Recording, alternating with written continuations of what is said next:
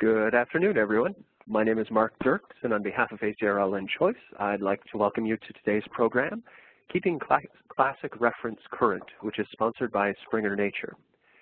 Today's discussion is one in a series of sponsored webinars from ACRL and Choice that addresses new ideas, developments, and products of interest to the academic library community. Free to users, the structured 60-minute live presentations provide the opportunity for interactive discussions of important new issues and developments in academic librarianship by librarians, vendors, authors, and other interested stakeholders. Before we get started, I'd like to point out a few features of the webinar software. In the main area of the screen, you can follow along with the presentation materials. Along the right-hand side, you should see a Q&A panel and a chat panel. If you don't, you can click the buttons labeled Chat and Q&A in the upper right corner of the screen to activate the panels. Please use the Q&A panel to submit your questions to our speakers. At the end of the presentation, they'll take a few minutes to answer your questions, so please do send them in throughout. And if you're experiencing any technical issues, please use the chat panel to let me know, and I'll troubleshoot the issue with you privately. Today, we're using the hashtag ACRLChoiceWebinars during the event, so if you have another screen handy, shout out to us. We're at choice_reviews on Twitter. Also note that we are recording today's program and that we will send out a follow-up email with a link to the archived version. And here to introduce our presenters today is Michael DeSanto from Springer Nature. Over to you, Michael. Thanks, Mark, and again, welcome everyone. We're excited to be joined today by several members of Springer Nature's editorial team for a closer look at the changing landscape of reference publishing. I would like to introduce Michael Herman, Senior Editor, Major Reference Works, Ruth Lefebvre, Senior Editor, Major Reference Works, and David Bull, Vice President of Business, Economics, Finance, and Political Science Publishing. At this point, we're ready to get started and go over to Michael Herman to begin the presentation. Okay, thanks Michael and Mark, and thank you to everybody who's joining us today. I'm sure you all are very familiar with the dramatic changes in library reference services over the past 15 years or so, as digitization and online services have proliferated. Virtual reference desks, OPACs, now discovery services, and learning commons and information literacy, along with longer-lived routines like the reference interview, are part of your daily life now. But not surprisingly, similar dramatic change has occurred in reference publishing. And from discussions I've had with librarians over the years since I first went to library school, I think you all are curious about how reference publishers go about creating encyclopedias, handbooks, and online databases, and how they have changed over the past decade or so too. The change of pace has been equally as fast for us. So we thought you might be interested to learn how one storied source, using this as an example, the new Palgrave Dictionary of Economics, has evolved over the years, and to hear what's changed and why it's changed from print to digital, and also in different digital iterations. But also you might be interested in hearing what hasn't changed. So with that, I'd like to turn this over to my colleague, David Bull. As mentioned, he's the Vice President of Business and Economics and Political Science, so he can give you a quick overview of Dictionary of Economics. So David, take it away. Thank you, Michael. Hello, everybody. It's a pleasure to be with you today. At Springer Nature, we're enormously proud of the new Palgrave Dictionary of Economics. First published in 1894 as the Dictionary of Political Economy, it has become the definitive scholarly reference work in economics. The first edition was edited by Robert Harry Inglis Palgrave, who also edited The Economist, succeeding Walter Bagehot. One of our notable imprints and brands, Palgrave Macmillan, operating in the humanities and the social sciences, actually takes its name directly from Harry Palgrave, and indeed his brother Francis Palgrave, who edited a poetry anthology, The Golden Treasury, at broadly the same time. To stay abreast of developments in the field, new editions have appeared at intervals. Palgrave's original 3-volume work was completed in 1899. A new edition, edited by Harry Higgs, appeared in 3 volumes in the mid-1920s. In 1987, we published the new Palgrave Dictionary of Economics in 4 volumes, edited by Eatwell, Milgate and Newman. A second edition of the new Palgrave, in 6 volumes and edited by Durlauf and Bloom, appeared in 2008. I was fortunate enough to be at the launch reception for the 2008 volume, held at the annual meeting of the American Economic Association in New Orleans. And you fast forward a decade on to early 2018, when we will again be holding and hosting a reception to launch the 3rd edition of the new Palgrave Dictionary of Economics, this coming January 2018 in Philadelphia. Now, I'm going to hand back to Michael. Okay. Well, also, if I could note that this Dictionary of Economics has a storied pedigree, and just as you can see on the screen, there's 36 Nobel Laureates who have contributed to the publication. And so this obviously is a valued, and to us, a valuable reference work. So the question is, how do we keep a classic 19th and 20th century reference work relevant today in the 21st century? Obviously, this is the background and things have changed. The most important thing that we've had to take into consideration as librarians and as reference publishers is how people look for information these days. Originally, we had hard catalogs in the library, the old outside-in model, as it's been put. But then with digitization, telecommunications, people were able to access the catalog through the OPAC and things like that, just looking at it online. But again, that was part of the library collection that people would look for. And increasingly, people have turned to Google to look for everything on the web, or most of the things they could find on the web. And that is the inside-out approach now. So information seeking has changed quite a lot. We've all had to adjust with the times. And that includes reference services, as obviously you know. In the good days, 15, 20 years ago, you'd walk into a university library, any library, and one of the first things you'd see was the reference desk and the reference collection, as in the black and white photo on the left. But as information-seeking behavior changed, as the way that students and researchers looked for news sources, reference services changed. And now when you walk into most any university library, you'll see a bank of computers or a learning commons, signifying just the dramatic shift in how people now search for information. It's not always just what's in the catalog. So accordingly, reference publishers have had to follow suit. And I'm presenting these slides in this manner, or in this order, because we've all had to follow how information-seeking behavior changes, how that works. As students look for information in new ways, you've had to adapt, and as librarians have had to adapt, publishers have had to adopt. So here's the front page from an original version of the Dictionary of Political Economy, forerunner of the Dictionary of Economics.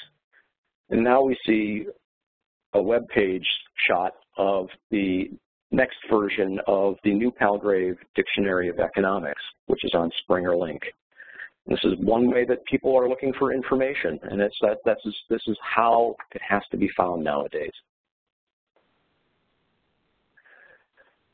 So you might be interested in why we've taken the changes that we have. And actually, the first slide I showed you of on Springer Link is not the first attempt at digitization for the new Palgrave Dictionary of Economics.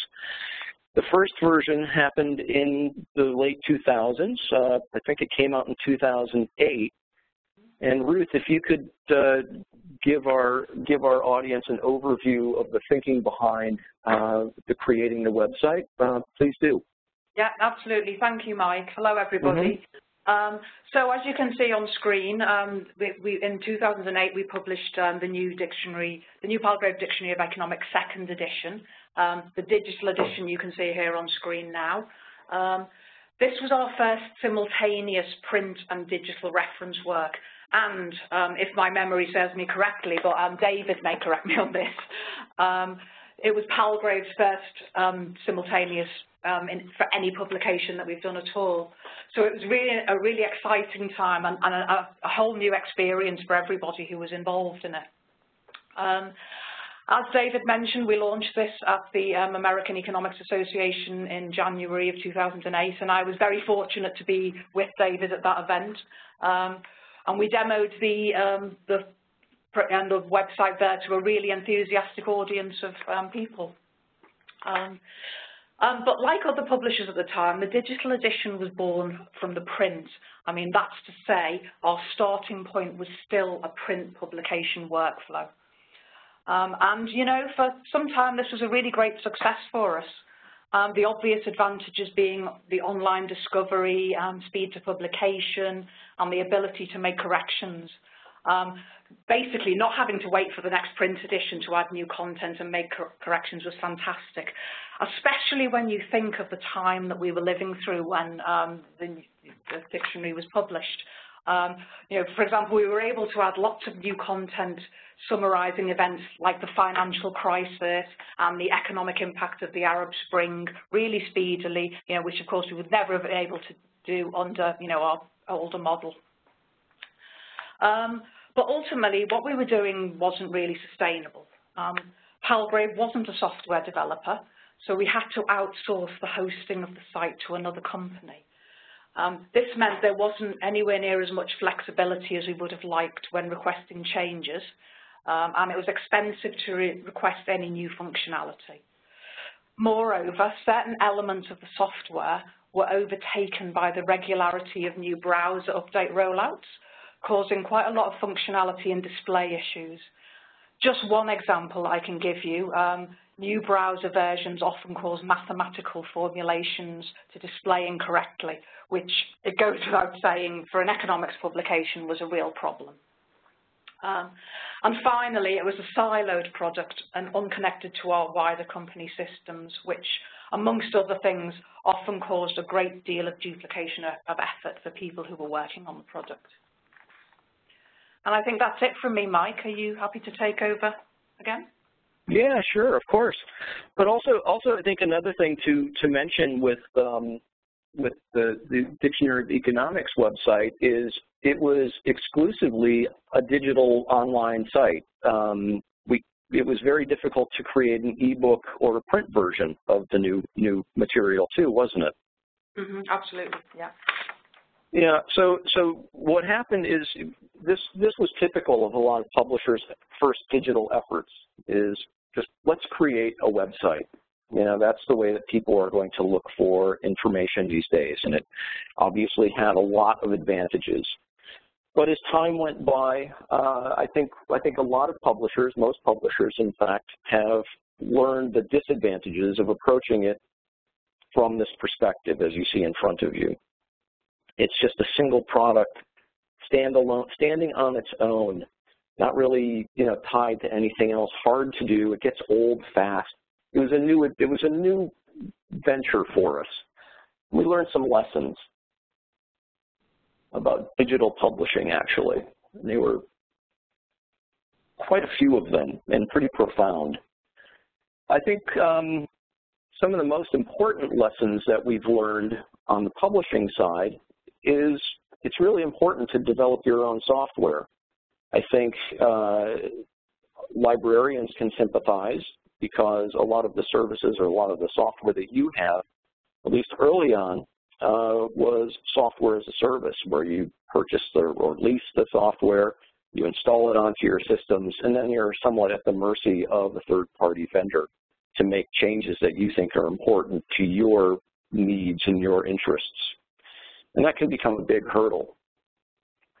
So in making a transition from being a software customer to a purchaser, into becoming a software developer, some things you're able to do this way.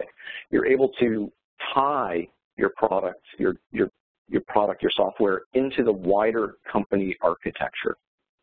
And so for us, that means we are able to link the individual publications into our database, Springer Link, into Palgrave.com, but also into some things that may not be obvious to you, like the back office functions that you really don't see but are really critical to what we do.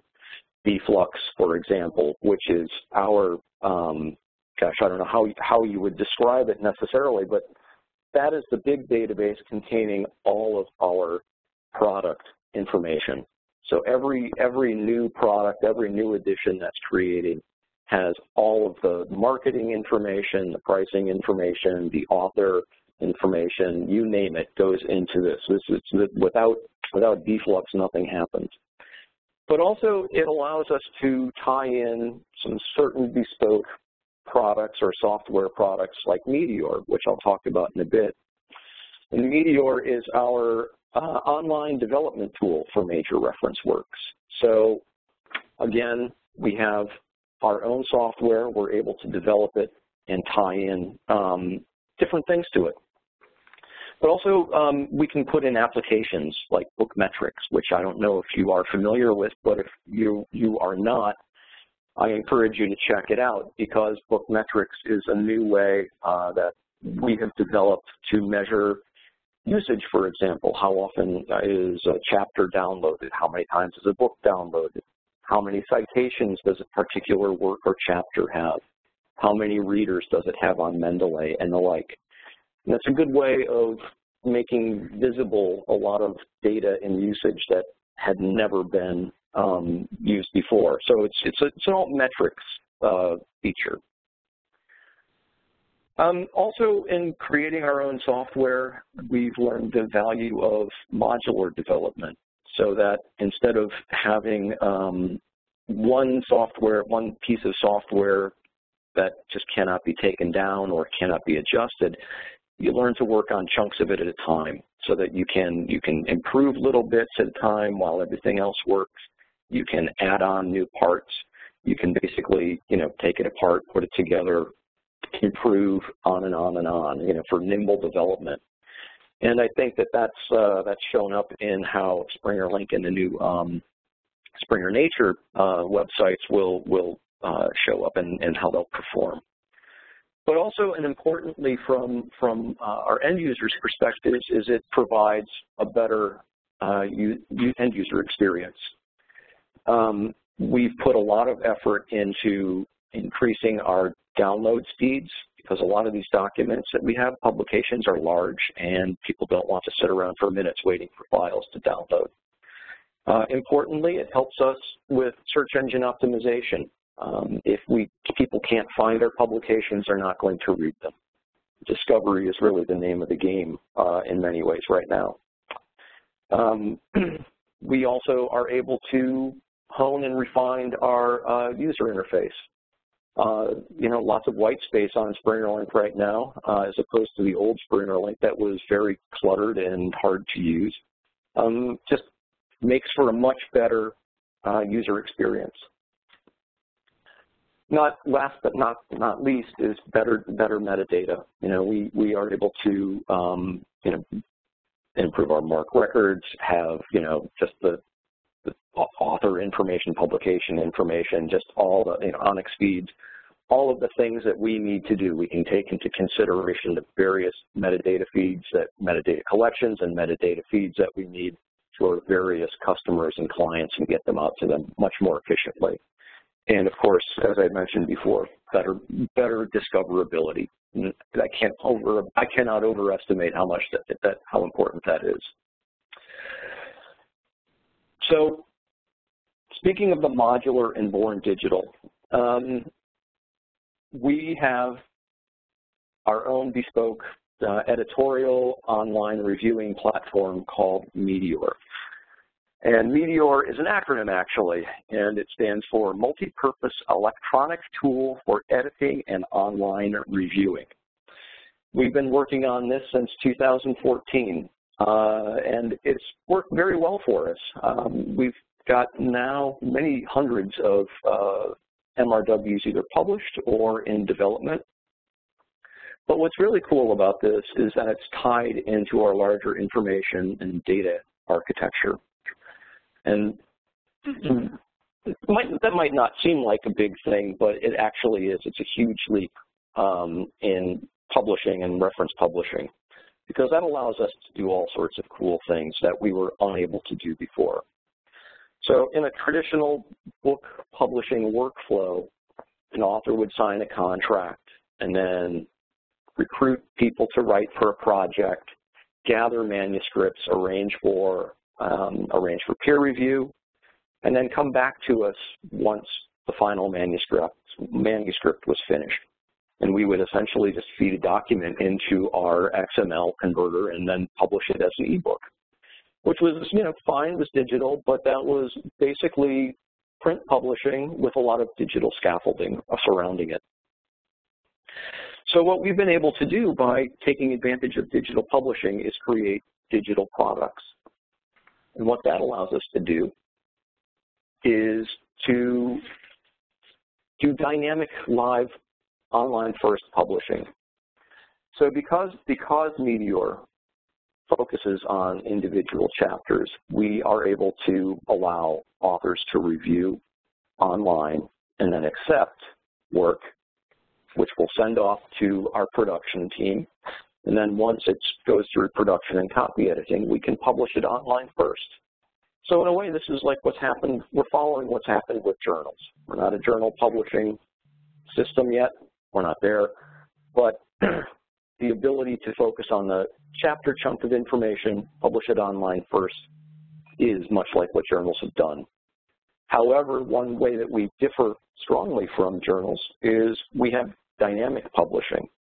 In that, once we have the finished files for a chapter, we're able to re-upload them onto Meteor, and our authors are able to go in and update their work as they want. It doesn't happen, all the time, but, say for computer science and also medicine, where change is very fast, authors have the opportunity to keep their work up to date and fresh. And I think also from the librarian perspective, having access to very fresh, very current reference material is something that you would value. I know that we value it a lot because information can get stale kind of fast. And what we've done is allow information to publish quickly, to be revised quickly. Another very important part of the Meteor system, the Meteor platform, is that it allows real-time growth and expansion of MRWs, major reference works. So in the past, when we would get a project, we'd scope out the number of chapters, the size, and then we would basically try to fill it in as much as possible and publish it. But this way, as a project is commissioned, as it's growing, as authors submit, as new people bring in content, we're able to take suggested expansions of a topic, add new sections, add new chapters. So we can do real-time growth of these projects while they're being developed, even after publication of the first edition. So theoretically, an encyclopedia like Dictionary of Economics can always have new content coming in, always grow, always be current. It does not necessarily come to an end in the same way that it would with a print publication. So, and again, from your perspective, the most important thing about this is that it allows students and researchers to access the most current and up-to-date reference content.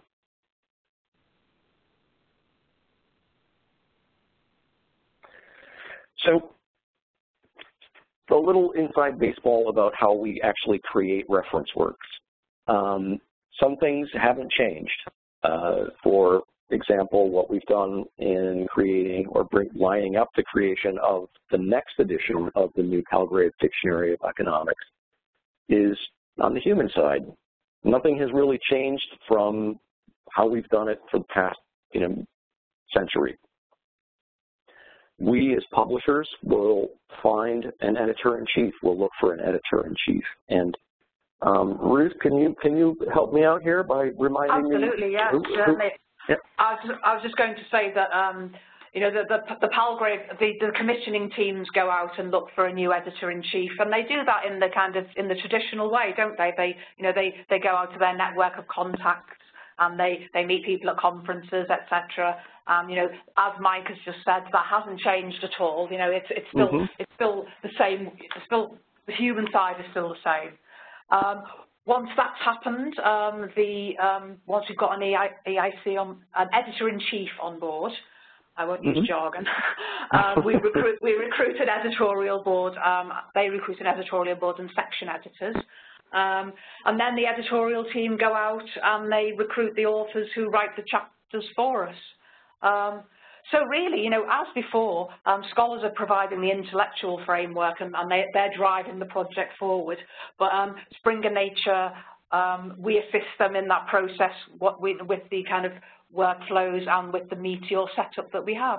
And we can say a little bit more about that on the next slide. Right. So in this way, reference publishing, like most of scholarly publishing, is still a very personal. There's a lot of personal relationships. You know, it's talking to people. You know, for the new version of Dictionary of Economics, we spoke to some very prominent economists to see if they were interested in taking over this new edition. And by talking to economists and getting leads on to people who they thought might be interested in joining in, we finally did find a really nice, very qualified, top-tier economist to take this on, and who's excited to move it in, you know, new directions and fill in the gaps and all of that. But you know, it's a partnership we have with our authors, with our editors-in-chief, and with our section editors.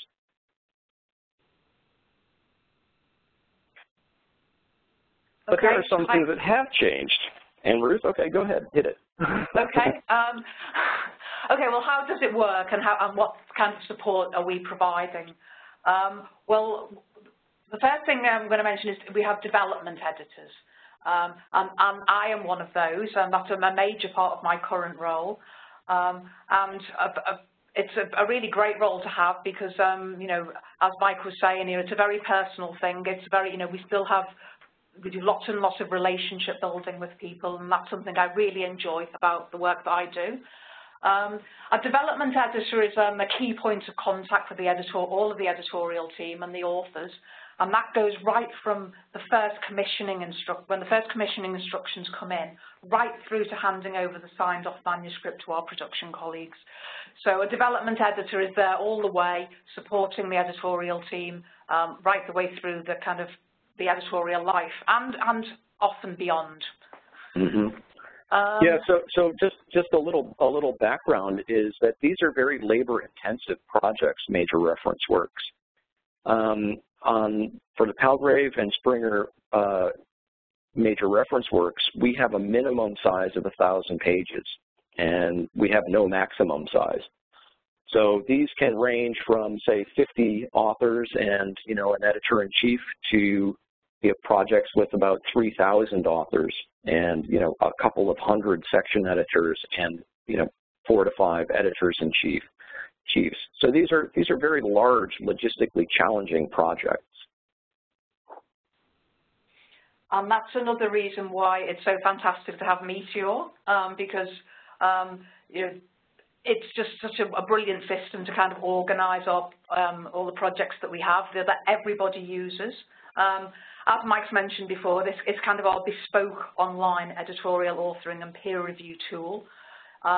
As I've just mentioned, everybody involved in the project uses it to create and track the content, and it also has an additional bonus of it's kind of community building, because it can be used to promote the project to people who we might want to get involved, and we can send a link out to certain public pages that are there. And that's something that's really popular with our editorial teams because that really helps, that really supports them, doesn't it, Mike? Yeah, it certainly does.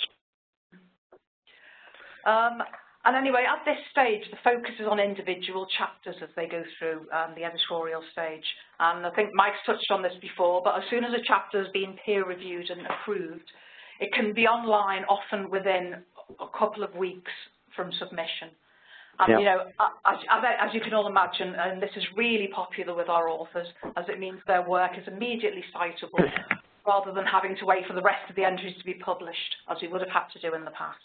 Yeah, and I think also it's important to note that by focusing on the chapter or entry as the chunk of publication, it makes the content in our reference works a lot easier for students and researchers to use. I expect that one of the big frustrations that you all have had with reference works, say an encyclopedia, is they've been discoverable only on the title level, or maybe at best on the chapter level, which is, you know, A, B, C, or D. And so by breaking down the content to the chapter or entry chunk level, we're making content discoverable at that level, because each chunk has its own metadata. And hopefully with the new discovery systems coming out that are being increasingly picked up by libraries, students and patrons will be able to find individual relevant reference work chapters or entries that they're looking for, instead of just being driven to an encyclopedia and having to dig through it. So we hope by making this transition, we're making our products, our publications, much more user-friendly, much more useful, and much more discoverable. Do you have anything else to add, Ruth, or shall I move on? I think we're ready to move on, Mike. Thanks. Okay. So just to back off of the individual title perspective and give you a little more overview on what we've done as a program, when I started at Springer Reference in 2007, we had about 100 major reference works published or in development. And now we've got over 800 across all disciplines. So we are working in all of the STEM fields and all of the humanities, social sciences fields.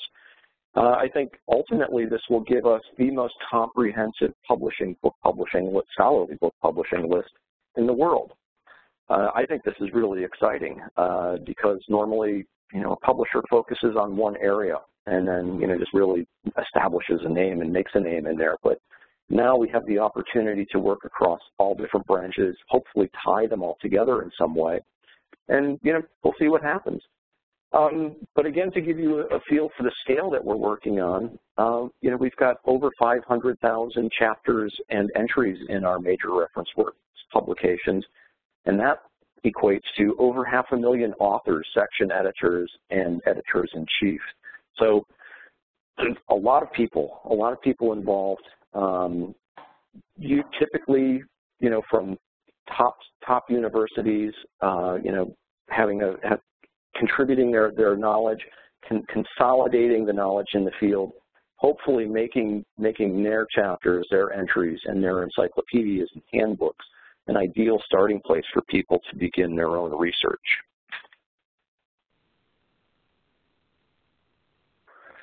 And the results so far have been good news for us. We think it's a success, and that's because really the biggest factor we have or the biggest figure we have to go on to gauge success is online usage. And over the past several years, our major reference works have had the largest number of downloads by title of all of the different product types in our catalog. Handbooks are good, always big. Textbooks are big. Major reference works are always up there. So this says to us, this highly used content is sought after. And so sought after by all patrons, you know, undergraduates, graduates, professors, faculty, staff, lay people as well. And what that means to you as librarians is that highly used content equals easily shown return on investment, which is no small matter in these days of shrinking budget. So that basically sums it up. You know, the idea that it's now, you know, that publishing is no longer, the way it used to be is definitely true. I mean, we've been making changes and trying to figure out how we can reach our customers and how we can reach our readers as effectively as possible, much like you all have. It's not simple, and this is our latest attempts to keep fresh information in front of people, to make fresh information discoverable, to make it read. It's been pretty stable for the past several years.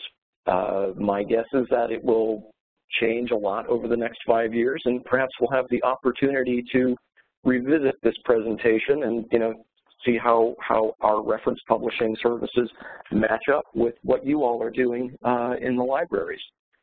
So I guess right now we could turn it over to questions if you have anything to add, or Mark, Michael, David, Ruth, do you have anything to add to conclude?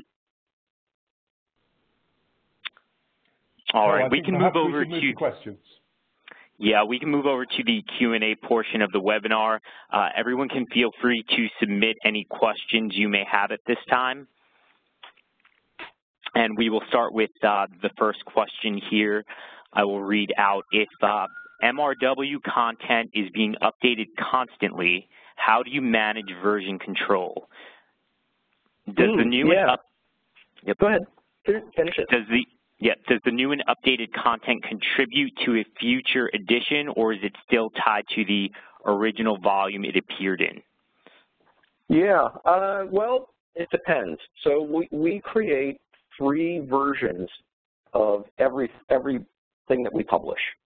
When we're creating a new edition or a new project, say like the live new Palgrave Dictionary of Economics that you see on the screen, it becomes a pretty simple matter. Every chapter that's published has its own DOI, its own unique identifier. And so as a new chapter is published or revised, or as a new chapter is revised, the previously published chapter is automatically archived in a history section. The chapters have the same DOI, but they have a different timestamp. And so the most current version is shown on Springer Link, but the previous versions are archived and accessible on the same page as that chapter. Now, when we come to creating a fixed edition, the rules change because you can't have multiple versions or slightly edited versions of the same chapter.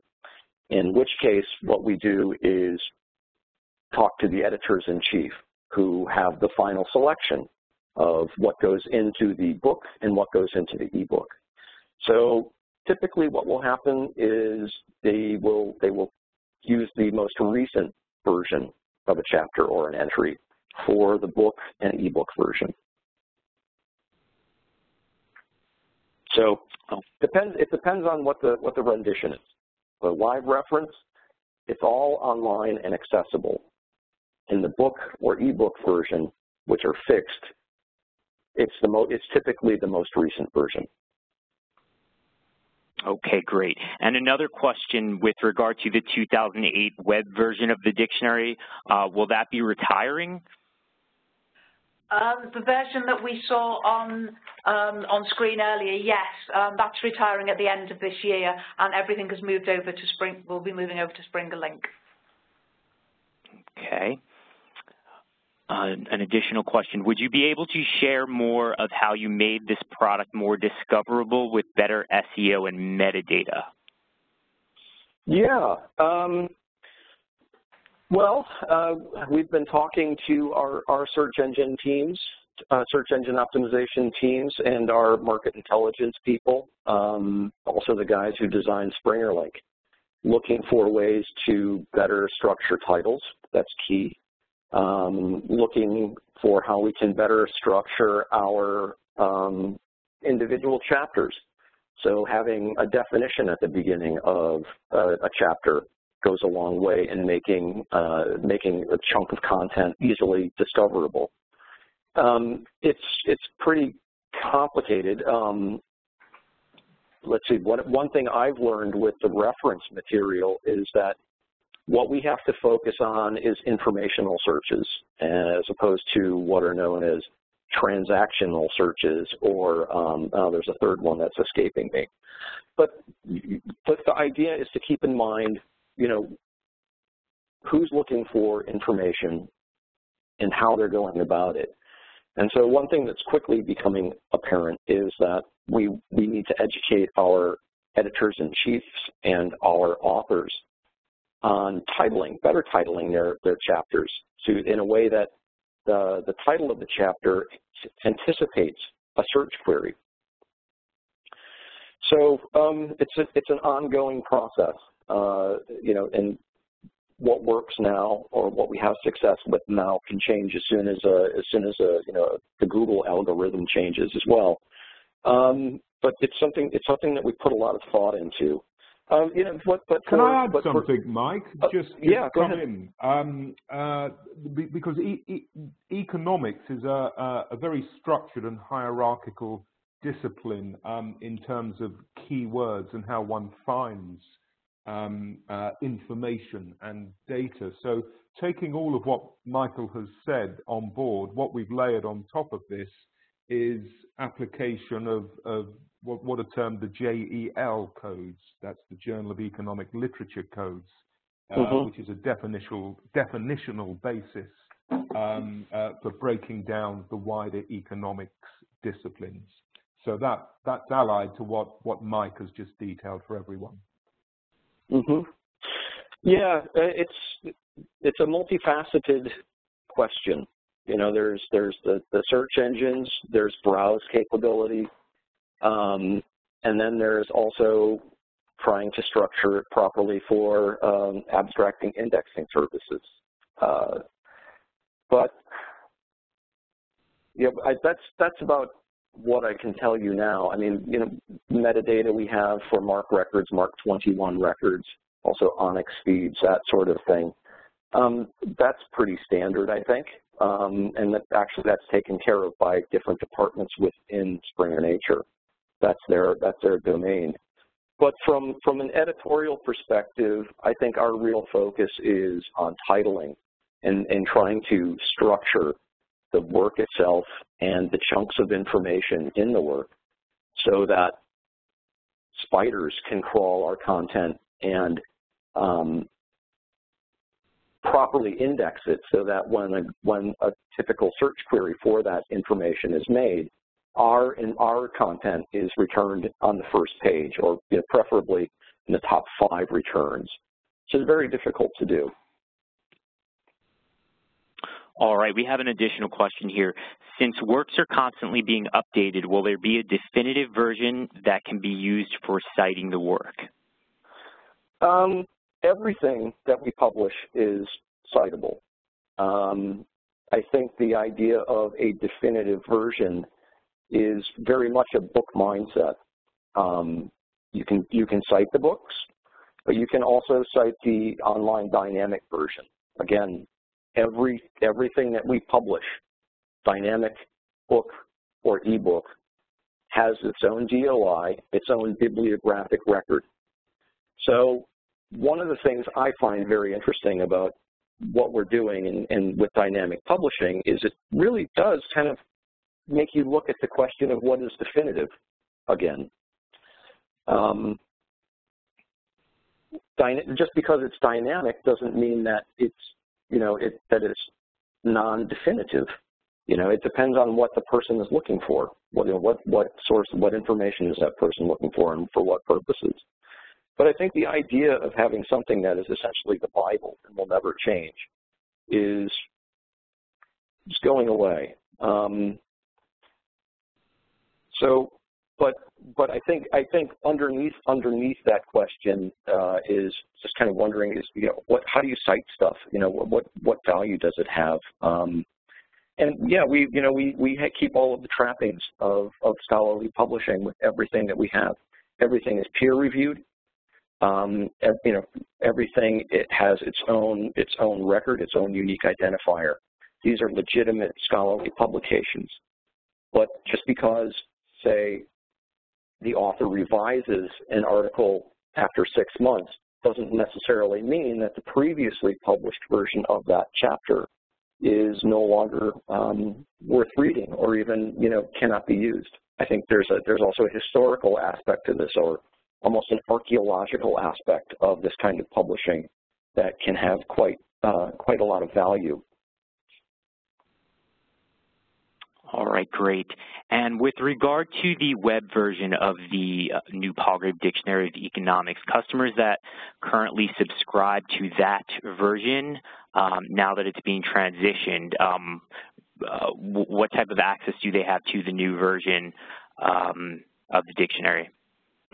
Customers will have the same access to the dictionary that they've had before. So we, don't worry about that. It's just it's a different platform, but we know that there were different sales models out there, different purchase models out there, and we know we are transitioning them over to SpringerLink. If you have questions about that, contact your sales rep or somebody in development, the account development. We can help you. Okay, and as far as the print version for the updated dictionary, is there a date when that will be available? Yeah, we plan to have the 3rd edition of the new Palgrave Dictionary of Economics available in January of 2018. Okay. I have a question about book metrics and how does one access book metrics? That's easy. Just log on to SpringerLink and then select a title or a journal, I suppose. And if you look to the right side of the screen, there are little facts and figures about citations, about downloads, readers, and the like. I don't think we can show you this right now, but it's publicly available information on SpringerLink, tied to every publication that we have. Great, great.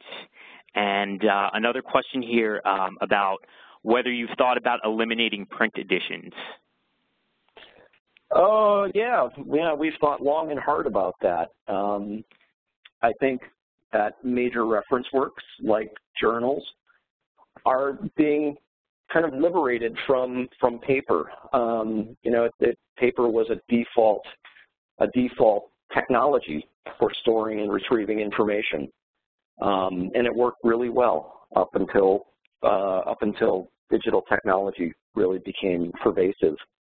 But we've thought about it, but we find that there's still a bit of demand for print, not least of all on the author and editor-in-chief side. Because people like to have a physical artifact. So I think we're going to have a print edition of all of our books into the foreseeable future. That won't change. I'd agree with that. Print has proven to be remarkably resilient. I think we've all wondered about this over time, but I have been struck by how print continues, and we are a multi-channel publisher. As long as there is a demand, we will fulfill that demand. Okay. And an additional question here. Here we go. Might this sort of dynamic publishing model spread to other kinds of books? I don't see, yeah, I think so. I think it could. Actually, it already has, at least within Springer Nature. We have a professional imprint called A-Press that is doing something similar with their books. They focus almost exclusively on computer science topics, computer science publications, like Python and Ruby on Rails and things like that. And this kind of publishing model works extremely well in computer science and other disciplines where the pace of change and pace of innovation is mind-blowingly fast. It gives our colleagues in A-Press the chance to publish chapters as they come in and are reviewed, and they're still current. You know, I'm pretty certain that some of the chapters that they publish in A-Press are obsolete after a month of their publication. And you know, so this gives them the chance, the authors, the chance to go back and revise and keep it up to date. So where the pace of change is very fast, I think, is where this kind of model will get picked up first. And I think we're already seeing that in-house at A-Press, and I wouldn't be surprised. Well, it's also being picked up to some degree in our new textbook program. So I think it will. I'm not certain what other publishers are doing. And David or Ruth or Michael, have you heard of anything? Yes, indeed. I think a variety of publishers are engaging with this area. And Michael has given some very interesting thoughts there on what we're doing in the areas of computer science and various other areas. I think one has to also refer to what is happening with journal publishing, where this sort of model has existed for quite a long time. So yes, there's a lot happening.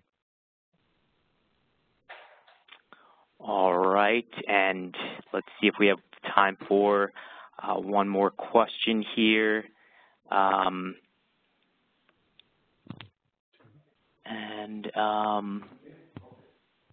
This is, well, we have a question here about whether it's possible to have a branded landing page, such as brought to you by a certain university. And I know that is now an option that's being introduced on Springer Link that is available in the account admin area, where you can actually add your university title to various pages and basically brand the library. And there will be more information coming out about that, that new feature as well.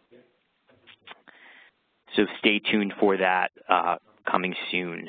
And an additional question here about whether you get a lot of updated chapters. We'll take one more question. Yeah, that's an interesting question. I think that we get a fair amount, but quite honestly, it's less than what we had anticipated. I think right now, what would you say, Ruth? It's like a 10% pickup, even less than that of what we have? I would say probably marginally less, but I think it depends on the subject area, doesn't it? You know, I think, as you alluded to earlier, you know, I think science and technology might have a lot more updates than, say, the humanities and social sciences. But Dictionary of Economics had a fair few, especially in that kind of frantic period, you know, in the financial crisis era. You know, we were having lots of people saying, "Oh, I want to change that in my article now." So it does happen. Yeah, it does happen. I think also that the technology and what it enables, what the technology enables, is a bit ahead of scholarly publishing habits, quite honestly. I think authors are just used to writing, submitting, having it reviewed and published, and that publishing, and then forgetting about it. You know, they don't necessarily want to tend to the same thing over and over and over. However, I think we do get quite a good amount of revised chapters and entries when we go into a new edition of a work. So we're able to contact the previously published chapter authors and ask them to update their work. Say we're going into a second edition, a third edition of the work.